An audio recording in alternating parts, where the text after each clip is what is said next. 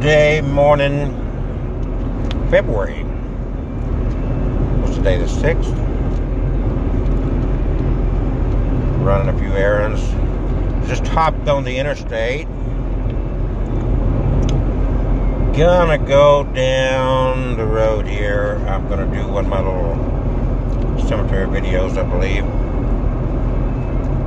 Dr. K here. Good morning and welcome to my YouTube channel, or at least one of them. I've got more than one.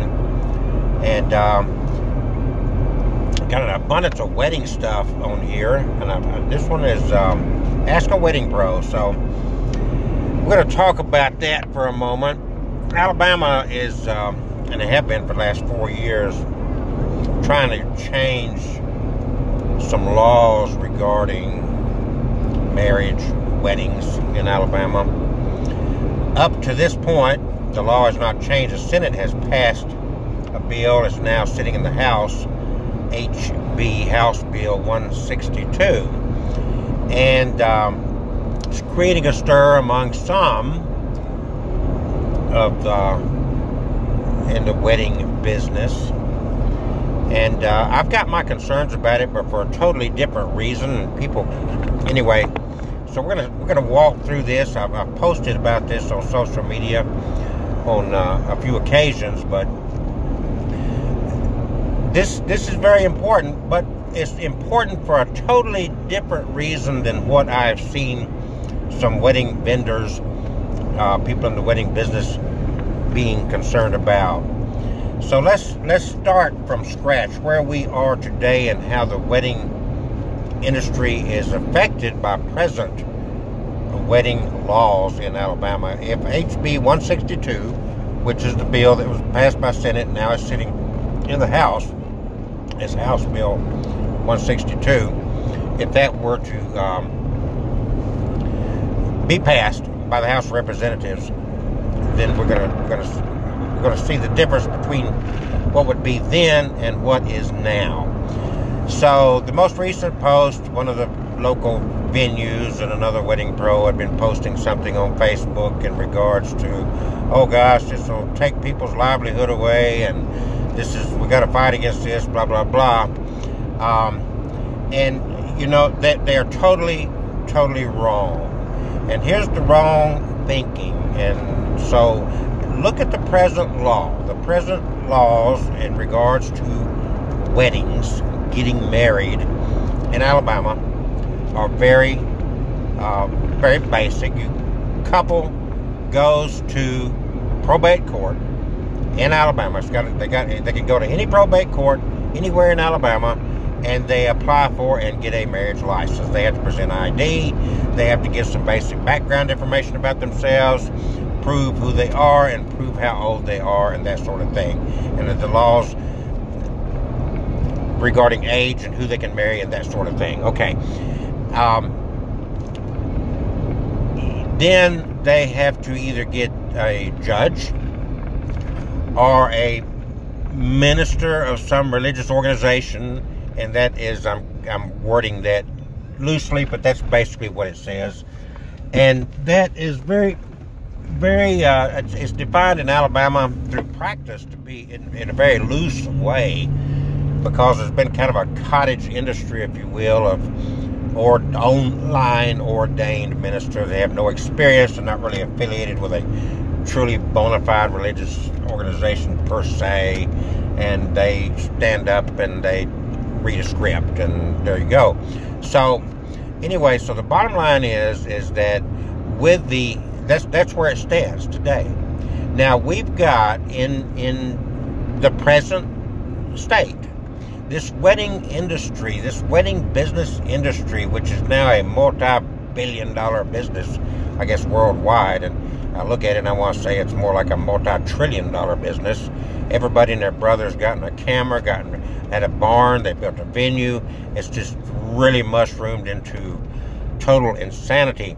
But the present laws did not affect that. If you read the present law as it stands, the marital laws, there's nothing in the law that says you've got to have a wedding venue. There's nothing in the law that says you got to get married in a church. There's nothing in the law that says that you have to have a photographer, that you have to have music, DJ florals, you have to dress a certain way. Nothing in any of our state law controls any of those peripheral things, which all those peripheral things, some of which I just listed, create the basis of this huge wedding industry, from the photography to the dresses to the flowers, that has nothing to do with what's in the present law. You don't, I believe me, I marry more people, I've been engaged in more weddings in the last decade than any other single wedding vendor out there. My signature is on more marriage licenses than anyone else's in the state of Alabama by a big long shot. Anyway, bottom line is, I can sit down at the Waffle House and marry somebody. I can sit down at Starbucks. I've done it in the Isle of Belks. I have done a nudist wedding, no clothes. They didn't have any wedding dresses, no tuxes. The guests were not even dressed. It was standing in the middle of a field at a nudist colony in Leeds, Alabama. So no law affects any of that. The things that these people are posting and concerned about, oh, they're going to take away our business, blah, blah, blah. There's no law that's giving you that business to begin with. Those are luxuries.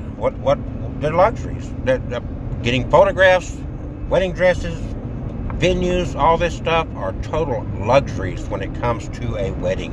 There is nothing in the present law that requires that. So if HB 162, that bill that's sitting at the House of Representatives, that's already passed through the Senate, and they're waiting for the House of Representatives to dig into this and to vote on it, if that were to go through, guess what? Nothing changes for all you wedding vendors. Nothing changes for you wedding venues. Nothing. Zero. Because it wasn't in the law to have all that stuff to begin with. They're not taking it out of the law because it wasn't there. And that is a total misrepresentation, misinterpretation of what's going on. So any of you wedding vendors and venues that are expressing concerns about your wedding business going south deeply because of this HB 162, you're totally mistaken, totally, because there's nothing in the present laws that require any of these luxuries to begin with. It's very, very simple. Slow down, think about what you're saying. There is a legitimate reason to be concerned, a very legitimate reason to be concerned about what's taking place in our legislative body in regards to weddings. And that's what I want to address. And it has nothing to do with whether somebody hires a photographer, a DJ, rents your venue, or any of the above. It just doesn't. What they're doing, though, there's 67 counties in the state of Alabama. Out of those 67 counties, there are 7, only 7, where the probate judges have stepped back and said, oh, due to my religious beliefs, I cannot issue a marriage license to a same-sex couple, so I'm going to inconvenience my entire county and not issue marriage licenses to anyone. Only 7. 60, the vast majority of the counties, are issuing marriage licenses. Things are rolling ahead. The same-sex marriage laws, whatever. And so what is going on in our legislative body is real simple. Our senators, and we're yet to see how our House of Representatives goes on this, they are pandering to 7 elected officials, 7 probate judges who have chosen to inconvenience the people that elected them to serve them. They are pandering to 7 probate judges over this issue. You don't like the law, then get another. Don't run for probate judge. This is part of the probate judges, whatever.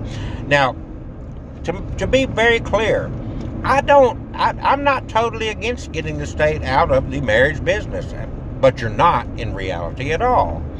The laws are the same. You're just what you're doing is taking ministers' roles out of it, because it becomes a contract. Nobody has to solemnize the marriage like it has to be now. Now, under the present law, you're supposed to have a minister, and you're supposed to say, by the powers vested in me by the state of Alabama, I pronounce you husband and wife. And that is the way the law is written now. All they're doing is taking that away and say, if you want to get married, you just go down and you fill out a form that says, we want to be married, we're old enough, we're independent enough, we can do this, and we're not married to anybody else, blah, blah, blah. And you have that paper notarized, and you file it with probate. And so the probate, you still get a state-issued marriage certificate. So the state is still sanctioning, if you will, your marriage. But that is it. That is it in a nutshell. That is what it is. That's what it rolls. That's the nutshell with it.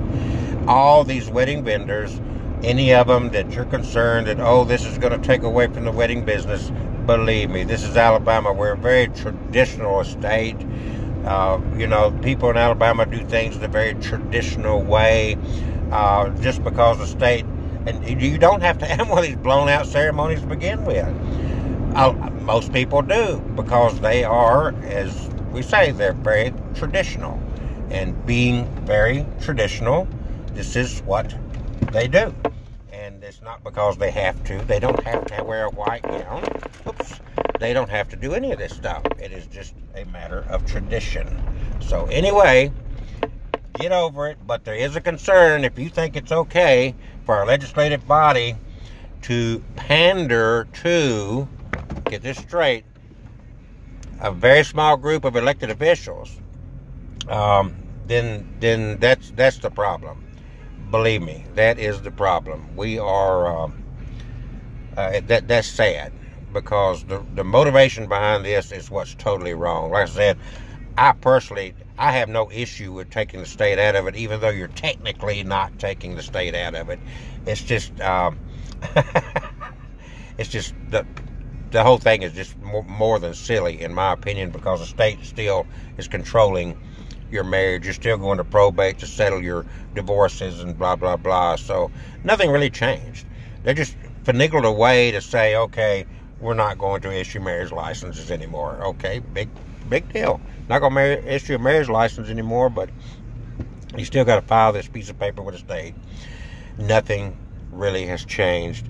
And wedding vendors, again, you're not losing anything. Trust me, you're not losing anything, because there's nothing there to begin with to say that somebody's got to have a particular venue. You can get married in a cemetery. You can get married in your living room. You can get married sitting in the back seat of your car.